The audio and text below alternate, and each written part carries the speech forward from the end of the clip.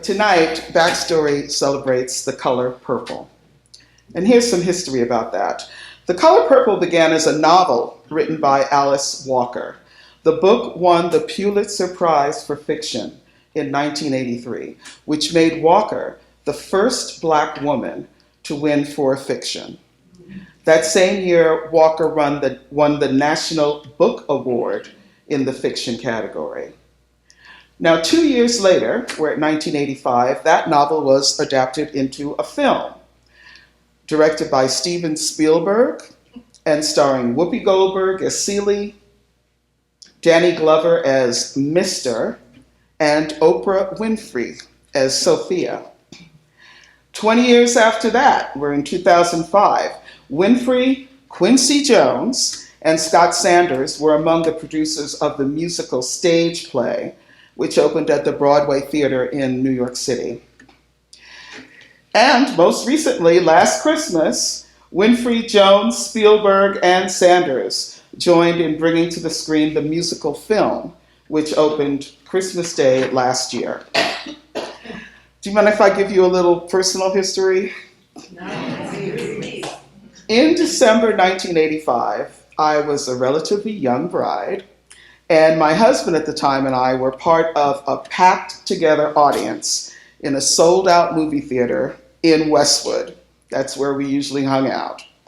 Whoopi Goldberg's face just loomed gigantic on this screen during the opening credits of The Color Purple.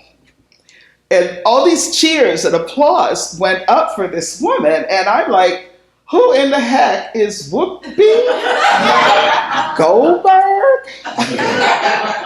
I knew nothing of her then as, her work as a comedian or her stage work. What I saw on the screen was a shiny, dark-complected face, carelessly braided, nappy hair, yeah, I said it, and a girl whose eyes danced even as she hid her mouth, as if trying to not only conceal her smile, but as if to render her entire being invisible. Not the ideal of pretty that had been drummed into us for generation after generation. The year 1910 in rural Georgia, that's when we meet 14-year-old Celie and her younger sister Nettie. Celie is being emotionally, physically, and sexually abused by her pa. After several years, she's married off to a man many, many years her senior, a widower she knows only as Mr. And she suffers, unfortunately, the same violence at his hands.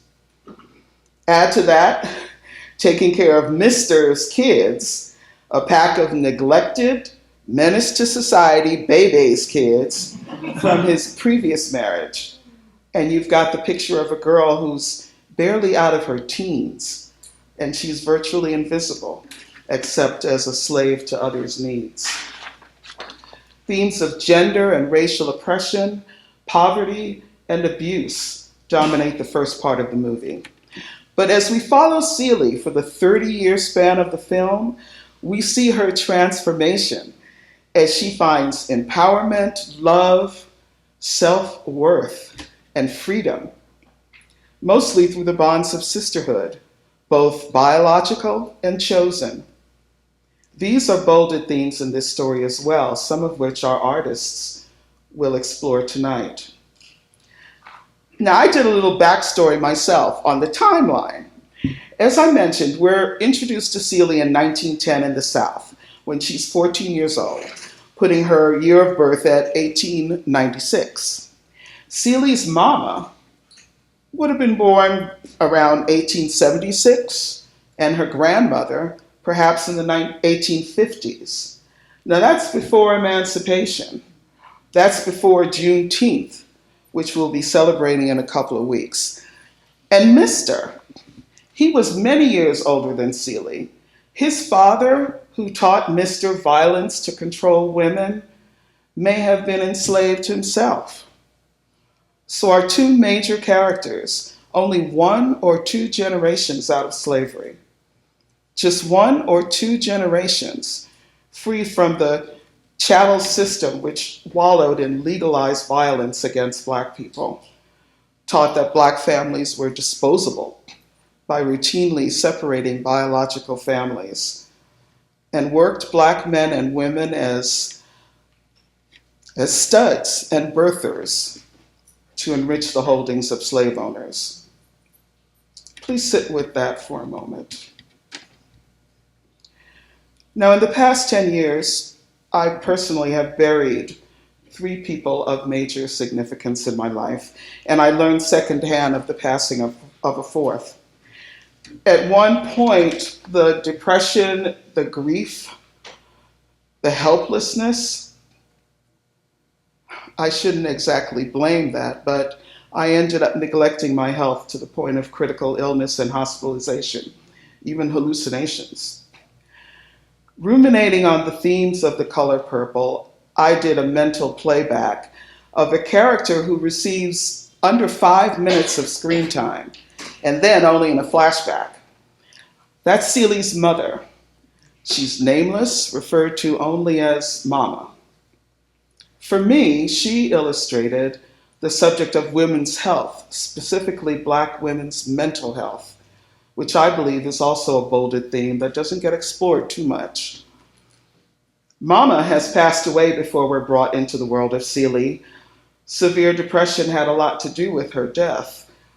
But earlier, this seemingly minor character was able to make a decision and act on it in a way that steered the trajectories of her daughter's lives and of the film. Imagine Mama. Besides the personal tragedies that she endured, she carried in her soul the trauma of slavery, the violence, the lynching, the powerlessness, just one generation removed. Today, the American Psychological Association recognizes intergenerational trauma, or historical trauma, which, like a legacy, can be transmitted from one generation to the next. Some studies even indicate that intergenerational trauma can be passed down for hundreds of years, spanning dozens of generations. Please sit with that for a moment